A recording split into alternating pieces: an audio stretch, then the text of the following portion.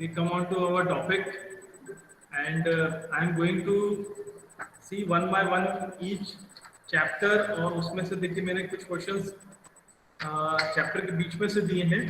तो एक बार मैं सारी यूनिट्स को एक एक बार कवर कर रहा हूँ और उनमें से टॉपिक्स हम डिस्कस कर रहे हैं। कोई ऐसा टॉपिक ना हो जो हमने डिस्कस नहीं करो वो छूट जाए। तो हम स्टार्ट करते हैं यूनिट नंबर 4 से। यूनिट नंबर 4 में इंटरप्रेन्योर स्किल से यहाँ से हम स्टार्ट करते हैं। हमारा जो हाफ ईयरली का एग्जाम है वो 25 मार्क्स का है। ठीक है, वो हमने पहले मार्किंग स्कीम और ये हमने पहले डिस्कस कर लिया था। 25 मार्क्स में हमने filling the blanks, MCQ, application based question, discuss. Sir question किस पेपर में चलो? हाँ प्रणव, क्या पूछ रहे हो? सर पेपर में कितने क्वेश्चन होंगे सर? नहीं, अगर प्रणव की बात किसी और को समझ में आएगी तो वो बोल दे एक बार। सर पेपर में कितने क्वेश्चन आएंगे? सर पेपर में कितने क्वेश्चंस आएंगे? पेपर में देखिए, सब पहला सेक्शन आपका रहेगा। पहला सेक्शन जो है रहेगा वो गूगल फॉर्म का रहेगा। गूगल फॉर्म में लिखते जाइए, आप लोग कॉपी में लिखते जाइए। पहला सेक्शन आपका गूगल फॉर्म का रहेगा, जो 10 एमसीक्यू प्लस 5 ट्रू फॉल्स आएंगे। 10 एमसीक्यू प्लस 5 ट्रू फॉल्स, है ना, ये 10 मार्क्स करेंगे। 10 एमसीक्यू 0.5 मार्क्स करेंगे। ये 15 मार्क्स, ये 10 मार्क्स तो ये हो गया। अब इसके बाद 5 ट्रू फॉल्स होंगे, 5 filling the blanks, 5 filling the blanks. उसके बाद फिर 5 मार्क्स, 5 क्वेश्चंस जो रहेंगे वो एप्लीकेशन बेस्ड रहेंगे और 5 क्वेश्चंस डिस्क्रिप्टिव क्वेश्चंस रहेंगे। तो जो पहला सेक्शन है गूगल फॉर्म का, उसमें 15 क्वेश्चंस रहेंगे, और जो सेकंड है डिस्क्रिप्टिव पार्ट, जो आपको कॉपी में लिखना रहेगा, वो एक बार फिर से रिपीट करो।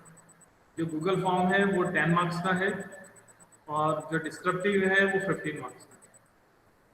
ठीक है, तो गूगल फॉर्म में रहेंगे 15 क्वेश्चन और डिस्क्रिप्टिव जो क्वेश्चन है उसमें रहेंगे 15 question. If anyone wants to ask any other doubt,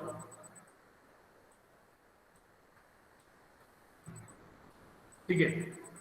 so entrepreneur skill से स्टार्ट करते हैं और यूनिट नंबर 4 है। सर हाँ, यस सर कितने मार्क्स पेपर है सर कंप्यूटर का? कंप्यूटर 25 मार्क्स का है।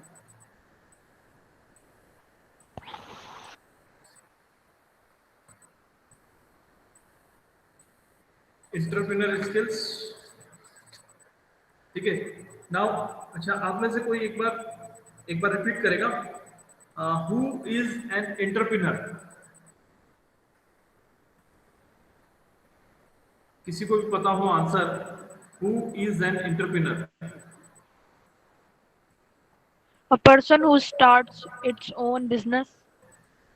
Okay good. अच्छा देखते हैं, अच्छा चैट बॉक्स में टाइप करिए, चैट बॉक्स में टाइप करिए आपने कितनी यूनिट्स अभी तक रीड करी है, समझ में आ गई है, पढ़ लिया है। 4 यूनिट्स, यूनिट 1 2 3 4। कितने स्टूडेंट्स ने एक यूनिट पढ़ा है तो वो U1 टाइप करेंगे। किसी स्टूडेंट्स ने अगर 2 यूनिट पढ़ा है तो वो U1, 2 टाइप करेंगे। किसी स्टूडेंट्स ने अगर 3 यूनिट टाइप रीड करे हैं तो वो U1 2 3 टाइप करेंगे। ठीक है, किसी स्टूडेंट्स ने अगर 4 यूनिट्स पूरे रीड कर लिए हैं, समझ लिया है, तो वो U1 2 3 4 टाइप करेंगे।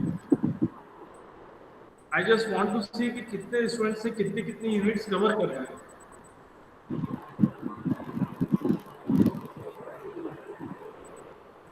ओके, यस, मोनिशा 2, संजय 1, आयुषी 1, स्वातिक 1, प्रज्ञा 1, दामिनी 1। फर्स्ट यूनिट अधिकतर स्टूडेंट्स ने कवर कर लिया है। फर्स्ट यूनिट हरीश ने 1 से लेकर 3, मनीष के 3 यूनिट कवर हो गए और साजिद के 2 यूनिट कवर हो गए, फर्स्ट और सेकंड। ओके, जानवी 1, अंश 1, अतुल 1, प्रणव,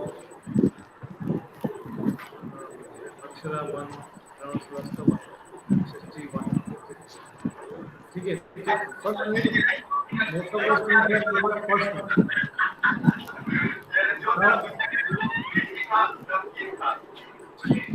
स्टार्टिंग आपका माइक ऑन हो गया।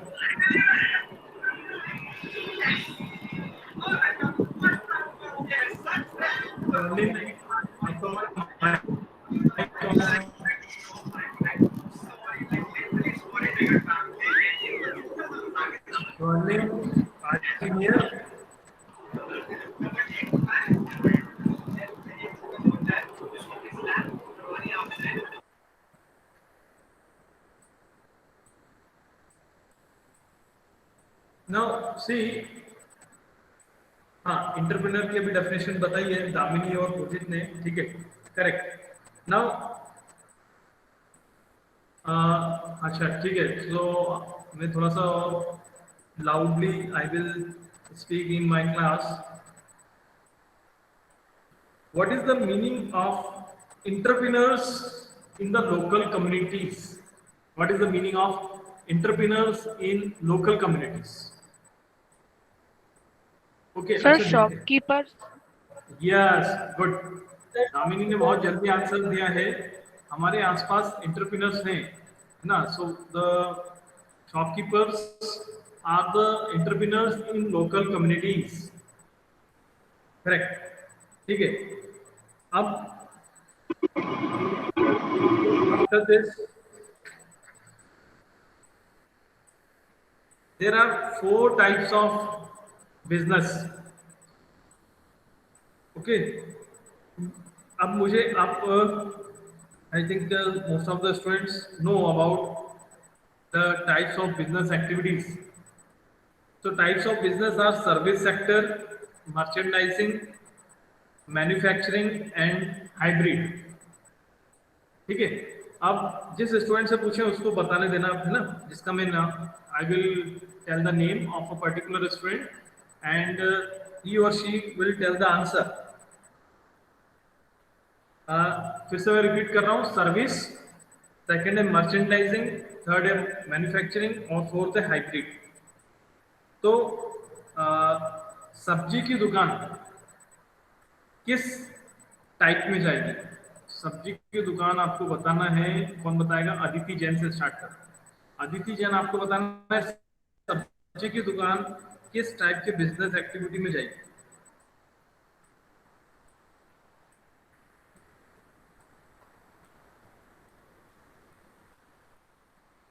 अदिति जैन के बाद अक्षरा, आप ट्राई करोगे?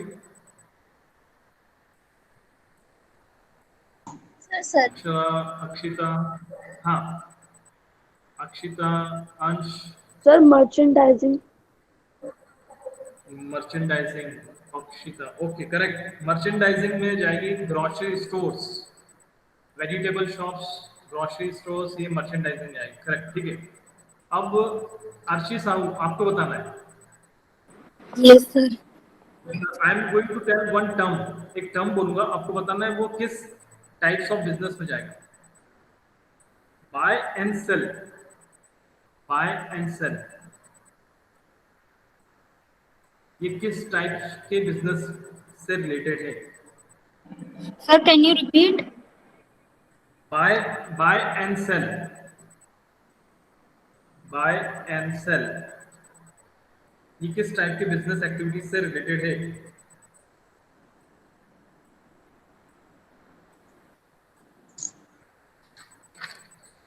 Manufacturing.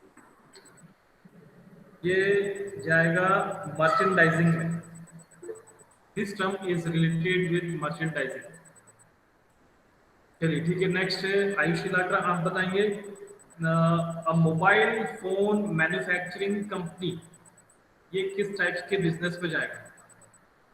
Sir, manufacturing. Yes, correct. फिर चित्रांशी आपको बताना है रेस्टोरेंट, ये किस टाइप के बिजनेस में जाएगा।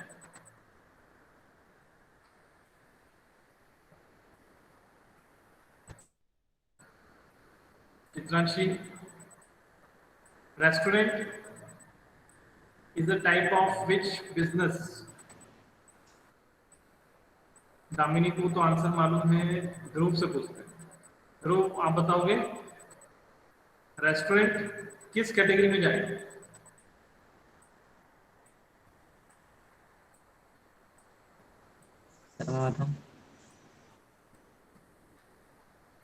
ध्रुव के बाद भूनिका, भूनिका के बाद हरीश को भी मालूम है। हितेंद्र, हितेंद्र आप बताएंगे।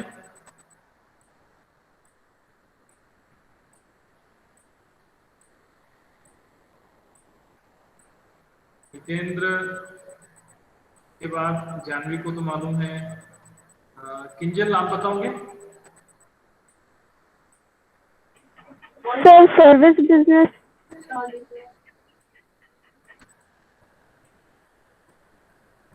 समझ में नहीं आया किंजल ने क्या Sir, बोला। hybrid.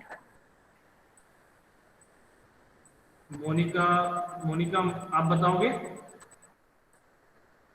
Hybrid business. हाइब्रिड, हाँ ठीक, हाइब्रिड बिजनेस में जाएगा, ठीक है ओके। नाउ चलिए ये हो गया, आपको समझ में आ गया ये टाइप्स ऑफ बिजनेस है। अब हम आते हैं इसके बाद, see there are some more business ownership, types of business ownership. Business organisations किस टाइप्स के होते हैं। So again there are 4, sole proprietorship, partnership, corporation, cooperative. ठीक है, अब इनका पर्पस क्या है। What is the purpose of sole proprietorship business, what is the purpose of partnership, लोग पार्टनरशिप क्यों करते हैं। What is the purpose of corporation, corporation क्यों बनाए जाते हैं। What is the purpose of cooperative, cooperative societies क्यों बनाई जाती हैं। तो आप सबको इनके पर्पस पता होना चाहिए, ठीक है। तो मैं पहले रीड कर रहा हूँ पर्पस सबका, ठीक है, और फिर हम पूछेंगे कितने स्टूडेंट्स को समझ में आया है पर्पस। सोल प्रोप्राइटरशिप जो रहता है वो जाता है सिंगल पर्सन के लिए, सिंगल पर्सन जिनकी सिंगल शॉप होती है, ठीक है, तो वो सब जाएगा। जिनकी अपनी खुद की शॉप्स हैं वो सिंगल प्रोप्राइटरशिप में जाएगा। सेकंड होता है partnership, partnership is a business owned by 2 or more person with who jointly invest money in the business, ठीक है। ये अपना कुछ बड़ा बिजनेस क्रिएट करना चाहते हैं इसलिए ये पार्टनरशिप करते हैं। इनका पर्पस भी प्रॉफिट अर्न करना होता है। फिर नेक्स्ट आता है corporation. Corporate structure is more complex than other business structures, है ना। इसका पर्पस क्या है। A corporation is a business organization that is considered as a separate entity from its owners and pay its tax separately.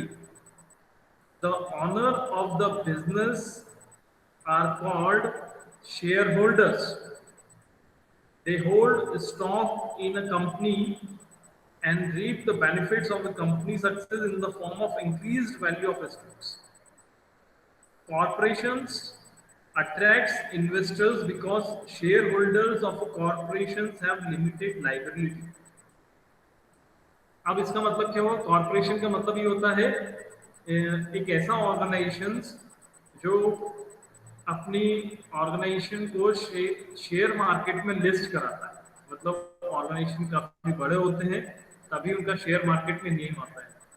Share market में उनका register, वो company उनकी register हो जाती है। रजिस्टर होने के बाद उनकी कंपनी के शेयर्स जो लोग खरीदना चाहते हैं वो अपने शेयर्स जो है सेल करना स्टार्ट करते हैं। तो जो उनके शेयर होल्डर्स कहलाते हैं, ठीक है, वो भी उस कंपनी में पार्टिसिपेट करते हैं, लेकिन उनके जो लाइबिलिटीज होती हैं, लाइबिलिटी मतलब उनकी जो हिस्सेदारी होती है बहुत लिमिटेड होती है। आप कितने शेयर खरीदते हैं वो उस पर डिपेंड करता है, ठीक है। अब यहाँ पर भी पर्पस प्रॉफिट का ही होता है। प्रॉफिट ऐसे होता है कि शेयर वैल्यू बढ़ेगी तो सबका प्रॉफिट होगा, कंपनी का भी प्रॉफिट होगा और जिसने वो शेयर खरीदे उनका भी प्रॉफिट होगा।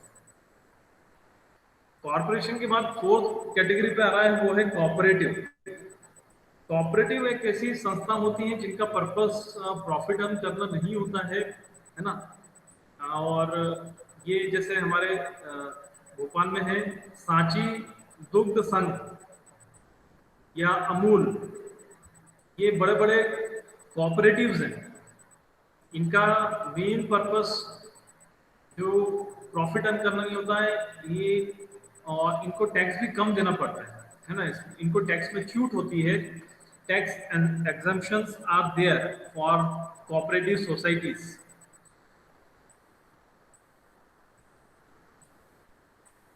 ठीक है, अलग अलग तरह की कोऑपरेटिव सोसाइटीज होती हैं। गांव में एक छोटे स्तर की कोऑपरेटिव सोसाइटी होती है। कुछ लोग ऐसी सोसाइटी बनाते हैं जिसमें वो अपने अपना जो बचत रहती है वो उसमें जोड़ते जाते हैं। ठीक है, कुछ लोग छोटी सी ऑर्गेनाइजेशन बनाते हैं जिसमें कुछ छोटा मोटा वो काम करना शुरू करते हैं, पापड़ बनाना शुरू करते हैं या अचार बनाना शुरू करते हैं। इस तरह की छोटी छोटी उनकी संस्था रहती है ना। नाउ इनका पर्पस जो रहता है, पर्पस इनका सर्विस प्रोवाइड करना रहता है, ना कि प्रॉफिट। ये लोग अपने किसी को जरूरत होती है तो उनको वो जिसे हम बोलते हैं कि लोन देते हैं, छोटे छोटे से लोन देना पड़ते हैं इनको, है ना, अगर रिक्वायरमेंट हो किसी। तो ये that is come under the category, ये जो था टाइप्स ऑफ बिजनेस एक्टिविटीज में ये चैप्टर है ना। और इससे कुछ अभी मैंने आपसे क्वेश्चंस पूछ लिए, एप्लीकेशन बेस्ड क्वेश्चंस मैंने अभी पूछे आपसे ना, 2-3 क्वेश्चंस आपसे एप्लीकेशन बेस्ड पूछे। नाउ देयर इज वन, देखिए एक एप्लीकेशन बेस्ड क्वेश्चन में रीड कर रहा हूँ, है ना। A group of 15 retired people wants to start an organization to educate underprivileged children. आपके आसपास कोई 15% हैं रिटायर्ड पर्सन हैं, वो कोई एक ऑर्गेनाइजेशन क्रिएट करके जिन लोगों को एजुकेशन की जरूरत होती है वो एजुकेशन प्रोवाइड करना चाहते हैं। बताइए किस तरह का उनका ऑर्गेनाइजेशन रहेगा, उनका बिजनेस ऑनरशिप किस तरह का रहेगा? So cooperative. Cooperative, yes correct, cooperative रहेगा। बस बहुत आपको समझ में आ गया। यस, कोऑपरेटिव मतलब अब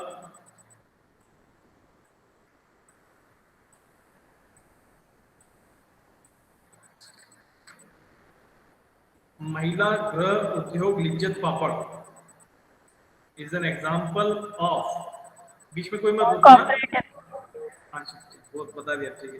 ओके, अगेन महिला गृह उद्योग लिज्जत पापड़ इज एन कोऑपरेटिव। ठीक है, चलिए आते हैं फिर से। Now characteristics of entrepreneurship. एक तो एंटरप्रेन्योर की डेफिनेशन, एंटरप्रेन्योरशिप की डेफिनेशन आपको पता होना चाहिए।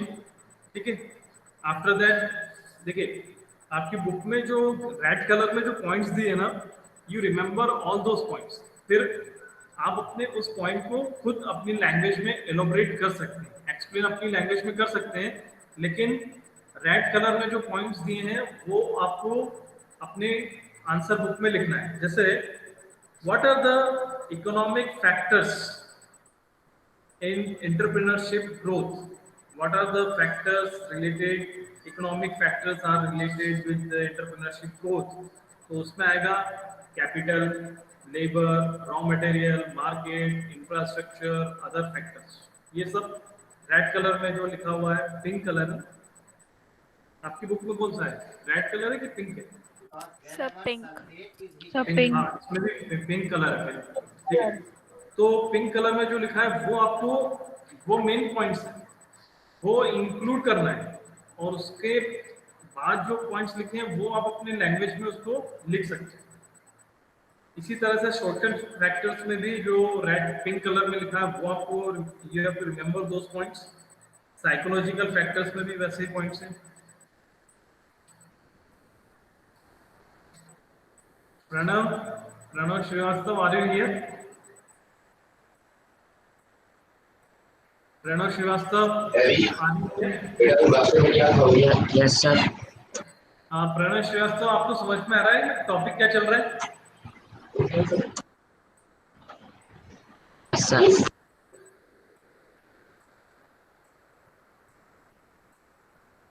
कितने स्टूडेंट्स को भी थोड़ा कंफ्यूजन है कि चल क्या रहा है क्लास में, मतलब क्या टॉपिक चल रहा है, ऐसा कोई कंफ्यूजन है तो अभी आप पूछ सकते हैं, तो मैं फिर से आपको एक्सप्लेन करता हूँ।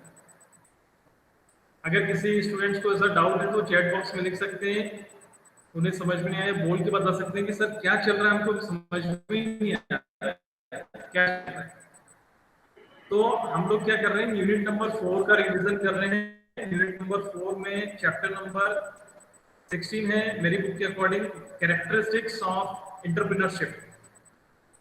ठीक है, ये हम रीड कर रहे हैं। Now what are the characteristics of entrepreneurs, the key factors to become successful entrepreneur are. Again मैं बुक में से देख रहा हूं, जो ग्रीन कलर में लिखा है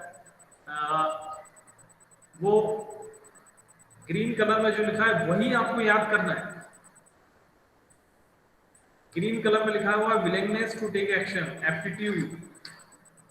फिर रेड कलर में आ गया आर्टिस्टिक, पिंक कलर में लिखा हुआ है perceptive, logical, mechanical, special, intellectual, reason, risk tolerance, confidence, creativity, perseverance, initiative, integrity, optimistic, flexible. ये ग्रीन कलर में ये सारे फैक्टर्स आपको याद करने हैं।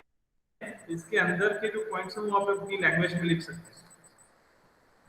Now what are the role of entrepreneurship, इसके भी पॉइंट्स आप दिए, आप you remember all this point, इसको रीड करिए।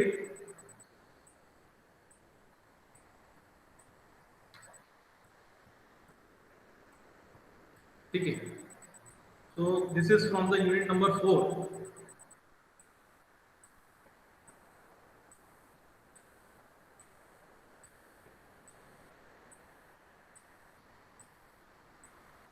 Okay, there is one question, application based question है। आप अगर सजेस्ट करोगे तो आप बताना चाहो बताइए कि there is one student who is good in painting, what possible careers will you suggest him to pursue. आप उसके लिए क्या सजेस्ट करेंगे? वो पेंटिंग का उसको बहुत शौक है, तो आप उसको सजेस्ट कर सकते हैं कि क्या क्या कैरियर ऑप्शंस उसके लिए खुले हैं, क्या Sir, what artist. Possible. Art school teacher. Yes. So what possible career options he can select? Sir, painter. Painter, Sir, designer. designer, good. Okay, art gallery, oh, nice. Art gallery.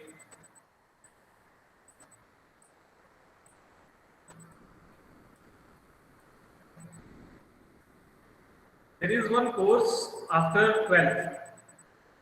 12th के बाद एक course होता है, those who are good in painting, उसका national नाम भूल गया मैं उसका, अभी याद नहीं आ रहा है। नेशनल ऐसे कुछ कॉलेजेस हैं जो सिर्फ पेंटिंग से रिलेटेड, आर्ट वर्क से रिलेटेड ही वो कोर्स ज्वाइन करते हैं। एक दो फ्रेंड्स मेरे उसमें ज्वाइन करा है उन्होंने, और बहुत अच्छे पैकेज पे उनके जॉब लगा है ना, बहुत अच्छा करियर ऑप्शन है। पर वो आपकी हॉबी होना चाहिए वैसे, अगर आपका इंटरेस्ट है तो। चलिए ठीक है, अब ये था हमारा चैप्टर नंबर 4। ठीक है, आपको क्या करना है, मेन ये है कि जो मेन पॉइंट्स हैं पिंक कलर और ग्रीन कलर में जो लिखे हैं वो आपको रीड करना है। उसको समझ के आप अपनी लैंग्वेज में उसको एलेबोरेट कर सकते हैं, एक्सप्लेन कर सकते हैं। ठीक है, अब चैप्टर नंबर, अब हम आते हैं यूनिट नंबर 3 पर। Unit number 3 I think it is very easy for you. हाँ, फ्यू टर्म्स आर देयर जिनको आपको डिस्कस करना है। जैसे अब मैं आपसे पूछता हूँ what is DOS, what is DOS, आप में से कोई बताएगा? DOS का मीनिंग क्या है? What is DOS? Sir, document. Sir disk operating system. Disk operating system, DOS, ये डॉस का फुल फॉर्म हो गया। Can anyone tell some more It is a about what is, हाँ, it is a command line interface operating system. yes, correct. It is a command line operating system. So DOS is also an operating system, लेकिन उसमें command type करनी पड़ती है, difficult. You have to remember so many commands. आपको बहुत commands उसमें याद रखना पड़ता है और कमांड्स को रीड कर करके उसको टाइप करके फिर ऑपरेट करना पड़ता है. तो it is difficult disc operating system. Now it is also known as CUI. DOS को हम बोलते हैं CUI. Now, what is this meaning of CUI? DOS is also known as CUI. And what is the meaning of CUI? Character User Interface. Character User Interface का मतलब ये है कि वहां पे आपको सिर्फ कैरेक्टर ही कैरेक्टर्स दिखाई देते हैं. अभी जैसे कि आप विंडोज पे काम कर रहे हैं, so, कुछ स्टूडेंट्स अभी लैपटॉप पर हैं, कुछ स्टूडेंट्स कंप्यूटर पे हैं, तो उनके सामने आइकॉन्स हैं, आइकॉन्स है. लेकिन ये डॉस पे क्या होता है कि आपको सिर्फ कैरेक्टर्स टाइप करने रहेंगे और विजिबल कुछ भी नहीं हो. आइकॉन्स दिखाई नहीं देंगे आपको. आपने फाइल सेव कर ली तो आपको फाइल दिखाई नहीं देगी आपको वहां पे. ठीक है. तो अगर आप में से जो भी कोई स्टूडेंट लैपटॉप पर हैं या कंप्यूटर पर हैं तो वो अपने सर्च में टाइप करिए CMD.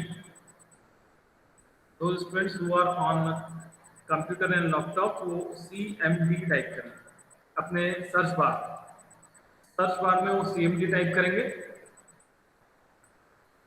तो देखेंगे एक ब्लैक स्क्रीन आ जाएगा.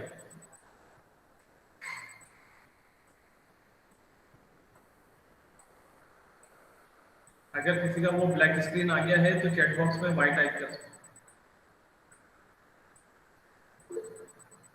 Okay, yes. तो जानवी, आपको कैसा लग रहा है ब्लैक स्क्रीन? सर बहुत ही अजीब है. है ना. उस पे आपको कुछ भी समझ में नहीं आएगा, है ना. अब उसमें शुरू में कुछ लिखा होगा सी, फिर आपका कंप्यूटर नेम लिखा होगा और उसके आगे ऐसा एरो बना हुआ होगा. यस. Yes sir. उसमें आपको कमांड्स टाइप करनी पड़ती. तो ये डिस्क ऑपरेटिंग सिस्टम है.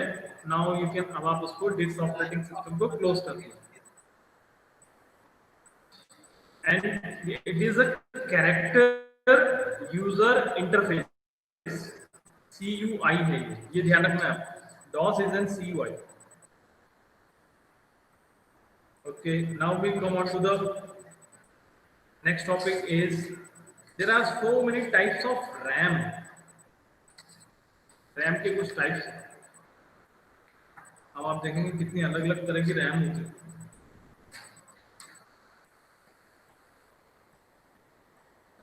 RAM के लिए में जाना पड़ेगा. Yes, types of RAM. So the types of RAM are DRM, SRM, SDRM, DDR. ये इस तरह इतने टाइप, 4 टाइप्स की RAM है. ठीक है. अब RAM का मीनिंग क्या होता है? What is the meaning of RAM? Harish के अलावा और कोई बताएगा कि रैंडम एक्सेस मेमोरी. हाँ बोलिए रोमिशा, रैम क्या होती है? Sir random access memory. हाँ, हमारे कंप्यूटर में इसका क्या यूज है? रैम का यूज क्या है हमारे कंप्यूटर में?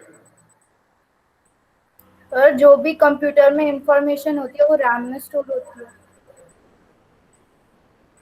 Sir it stores short term data. RAM का यूज क्या है हमारे कंप्यूटर में?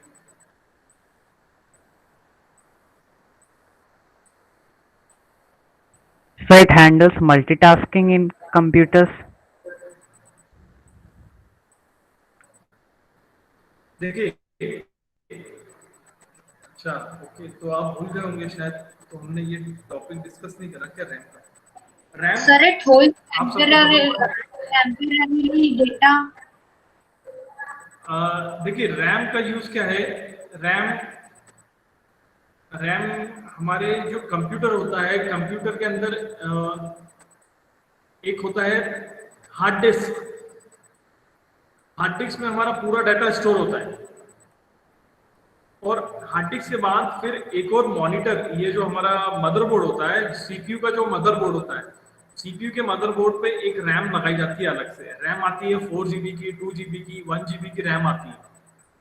वो रैम का एक पर्पस रहता है कि वो it provides speed to our computer by holding the temporary data. वो क्या करता है, अभी जो भी ऑपरेशंस होते हैं कंप्यूटर में, वो टेम्पररी डाटा को अपने रैम पर रखता है ताकि बहुत ज्यादा स्पीड आपको प्रोवाइड कर सके। ठीक है, आप देखते ना कि किसी कंप्यूटर की स्पीड बहुत ज्यादा होती है, उसमें बहुत जल्दी कॉपी पेस्ट हो जाता है। जब आप अपनी पेन ड्राइव से कंप्यूटर में पेस्ट करते हैं तो कुछ कंप्यूटर में बहुत जल्दी फास्ट हो जाता है, लेकिन कुछ कंप्यूटर में वही कॉपी पेस्ट बहुत धीरे होता है। तो क्यों होता है ऐसा? It depends on the RAM. आपके कंप्यूटर की रैम कितनी है, आपके लैपटॉप की रैम कितनी है, वो पूरा रैम पे डिपेंड करता है। ठीक है, अभी आप जो इन्वेंशंस हो रहे हैं, आप देखते हैं कि आपके जो मोबाइल आ रहे हैं, मोबाइल में जो रैम्स आ रही है, जो रोम आ रही है, वो कितना ज़्यादा आजकल आ रही है। उसमें 2 GB का बताते हैं, किसी में 4 GB का बताते हैं। ठीक है, जो रैम और रोम बता रहे हैं वो उसका स्पीड बताते हैं मोबाइल में। ऐसे हमारे कुछ कंप्यूटर्स हैं, अपने स्कूल के कुछ कंप्यूटर्स में 8 GB की रैम है उसमें। अब आप सोच सकते हैं 8 GB रैम कितना होता है। मेरे घर पर जो कंप्यूटर है उसमें सिर्फ 2 GB की रैम है, और अभी हमारे स्कूल के जितने भी कंप्यूटर्स हैं उनमें मिनिमम 4 GB की रैम है। तो बहुत स्पीड बहुत बढ़ जाती है अगर रैम आपकी बहुत, आप देख सकते हैं आपके कंप्यूटर में जिस पीसी पे आप क्लिक करिए, जिस पीसी पर राइट क्लिक करिए, जिस पीसी पर राइट क्लिक करके प्रॉपर्टीज में जाइए, वहां पे आपको दिखाई देगा रैम, आपके कंप्यूटर और लैपटॉप की रैम कितनी है। तो जो स्टूडेंट्स अभी कंप्यूटर और लैपटॉप पर हैं वो अपनी आपके कंप्यूटर और लैपटॉप की रैम टाइप कर सकते हैं चैट बॉक्स में, तो आपको पता लगेगा कि आपके कंप्यूटर की स्पीड कितनी होगी। अगर आपको एक बार अपने इस पीसी पे क्लिक करिए, माय कंप्यूटर पे राइट क्लिक करिए, राइट क्लिक करने पर प्रॉपर्टीज आएगा। प्रॉपर्टीज में वो प्रणव के तो 8 GB very high speed. Pranav के कंप्यूटर में 8 GB का रैम लगा हुआ है, मतलब बहुत हाई स्पीड देके रखा है। 4 GB, हाँ अधिकतर आप देखेंगे जिनके कंप्यूटर अभी 1-2 साल में उन्होंने परचेस करे, निलय का 16 GB हो, स्वर्णिम निलय का हाईली कॉन्फ़िगर लैपटॉप है या कंप्यूटर, 16 GB का उसमें सपोर्ट है उसमें, और कार्तिक का भी 8 GB रैम है, बहुत गुड। तो ये जितने भी रैम्स होती हैं, रैम आपकी पूरी स्पीड कवर करती है। ठीक है, अब रैम के टाइप्स हैं, dynamic RAM, static RAM, synchronous dynamic RAM, double data rate DDR। ठीक है, ये रैम होगी। अब आते हैं रोम पर। रोम, अच्छा इसमें रैम का ये रहता है कि अगर आपने कंप्यूटर शट डाउन कर दिया तो रैम से पूरा डेटा डिलीट हो जाता है। रैम पर कोई भी डाटा स्टोर नहीं रह सकता परमानेंटली। जैसे ही आपने कंप्यूटर शट डाउन करा, रैम से पूरा डाटा वहां से रिमूव हो जाता है, और वो आपको सजेस्ट करता है do you want to save your file. Do you want to save your file का मतलब है कि रैम आपसे पूछ रही है कि आप रैम पे जो आपने डेटा रखा है उसको आप हार्ड डिस्क में पहुंचाना चाहते हैं क्या। अगर आपने नो कर दिया तो वो फाइल आपकी हार्ड डिस्क में नहीं जाएगी। ठीक है, आफ्टर दिस रोम, अब आते हैं रोम परमानेंट मेमोरी। परमानेंट मेमोरी का मतलब है कि आप देखते हैं ना हमारे स्कूल में कभी क्लास 3 के स्टूडेंट से स्टार्ट होता है कंप्यूटर, तो क्लास 3 के स्टूडेंट्स आते हैं और जब वो आते हैं एकदम से बैठते हैं तो कुछ स्टूडेंट्स जो है ना वो डायरेक्टली बंद करके चले आते हैं कंप्यूटर्स को, उनको शट डाउन करते नहीं आता। तो वो शट डाउन नहीं करते हैं तो क्या होता है कि जो इंस्ट्रक्शंस रैम पर थी वो रैम से हमको इंस्ट्रक्शंस नहीं मिल पाए कि हमको क्या प्रोग्राम सेव करना था। तो जब नेक्स्ट टाइम वापस स्टार्ट करते हैं तो कंप्यूटर हमको सजेस्ट करता है Windows was not properly shut down, how do you want to open this by network, normal, और ऐसे 3-4 ऑप्शन आते हैं। ठीक है, तो हम नॉर्मल पे कर देते हैं, नॉर्मल स्टार्ट अगेन इस पे क्लिक कर देते हैं।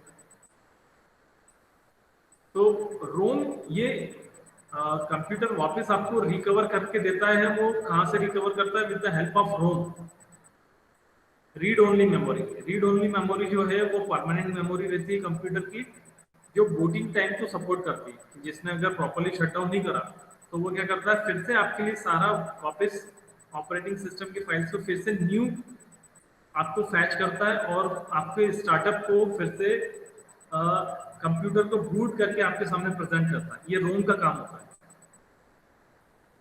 ठीक है, इसलिए कभी कभी अगर कोई नॉर्मली शटडाउन नहीं कर पाता है तो रोम का वहाँ पे स्टार्ट होता है वर्क कि रोम आपको पूरी फिर से इंफॉर्मेशन देता है कि आप कैसे अपने कंप्यूटर को स्टार्ट करना चाहते हैं। तो डिफरेंस रैम और रोम में डिफरेंस आपको पता होना चाहिए कि रैम टेम्पररी मेमोरी है, रोम परमानेंट मेमोरी है। ठीक है, अब रोम के भी टाइप्स हैं, ये आपको याद रखना है। रोम के टाइप्स हैं प्रोग्रामेबल रोम, इरेजेबल प्रोग्रामेबल रोम, इलेक्ट्रॉनिकली इरेजेबल प्रोग्रामेबल रोम, फ्लैश मेमोरी। ये टाइप्स ऑफ रोम है ना। रिमेंबर ऑल दिस पॉइंट्स, इसके फुल फॉर्म में सर, आप याद रखिए। हाँ सर ये हमारे किस चैप्टर में है? ये unit number 3, components of computer system.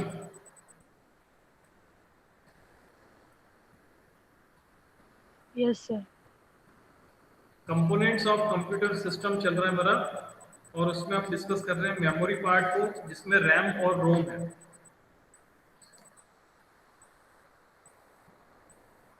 अब इसके बाद आता है नेक्स्ट है कैश मेमोरी। कैश मेमोरी एक बार चैट बॉक्स में मैं टाइप करता हूँ CACH, कैश। कैश मेमोरी अलग मेमोरी होती है, उसका भी रोल यही होता है। इसका रोल होता है to provide speed to our computer. It is the another supportive memory for computer. Supportive memory रहती है जो हमारे कंप्यूटर को स्पीड प्रोवाइड करती है। ठीक है, चलिए आगे नेक्स्ट क्लास में डिस्कस करेंगे। आप रीड करिए, कुछ स्टूडेंट्स ने अच्छा कवर कर लिया है, 1-2 यूनिट्स पढ़ लिए हैं, और भी स्टूडेंट्स आप बाकी के यूनिट्स को रीड करिए और नेक्स्ट क्लास में जो भी डाउट्स आता है पूछिए। Okay, all of you join your hands.